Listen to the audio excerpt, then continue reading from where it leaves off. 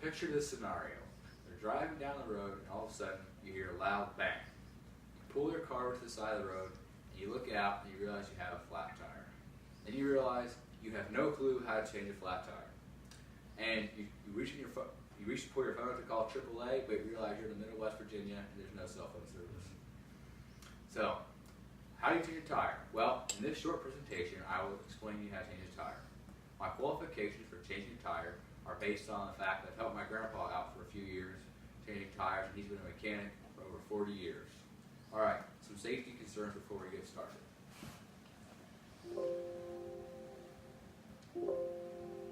All right, safety is your number one concern. You should always beware of your surroundings. If you're on the side of the highway and cars are coming down the road at 60 miles an hour, you do not want to be hit by one of those. Never overestimate your ability to change tires. If you have heart problems, for example, you wouldn't want to be lifting up tires or trying to jack the car up because you cause problems for yourself. And lastly, be 100% sure you know what you're doing. If there's any doubt in your mind about what to do or you think you forgot a step, do not change a tire. You can cause a serious accident for yourself if you put a tire on the wrong way. Alright, step 1. Locate all of your correct tools. You must have the correct tools, such as a tire jack and a tire iron, to do this properly. Now, your car should always be in the parking brake position before you begin to lift your tire up. And before you begin to raise your car up, you should always break the lug nuts free, by loosening them a little bit before you begin to raise your tire up.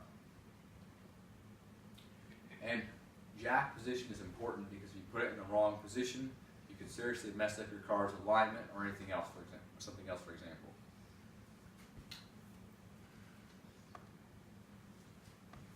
Begin to loosen. Once your tire is all the way, when your tire is off the ground, you can begin to loosen the lug nuts. And remember, righty tighty, lefty loosey is a good mnemonic device to remember which ways you have to turn the wrench to get the nuts off.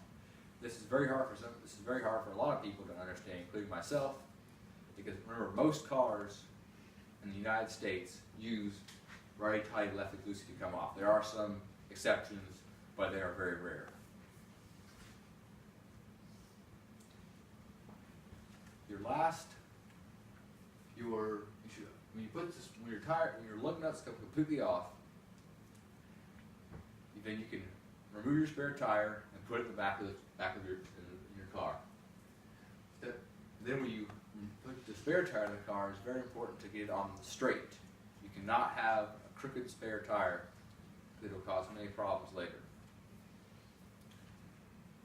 Begin to tighten the lug nuts. It's important when you tighten lug nuts not to just go around.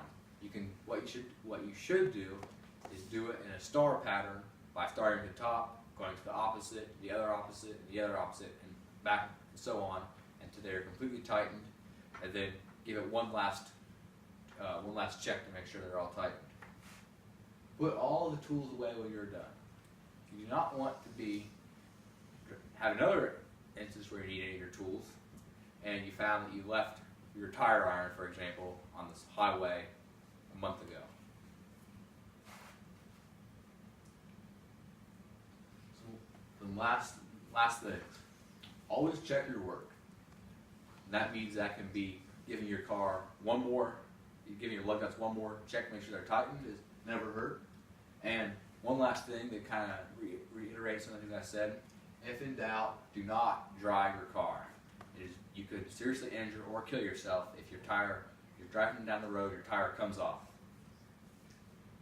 And if there's in doubt, just call a tow truck or AAA or something, if you can, and to come get your car.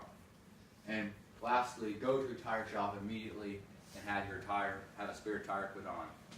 A spare tire is not supposed to be a permanent solution. It's supposed to be a temporary solution. In fact, many spare tires are not meant to be driven on for a very long time.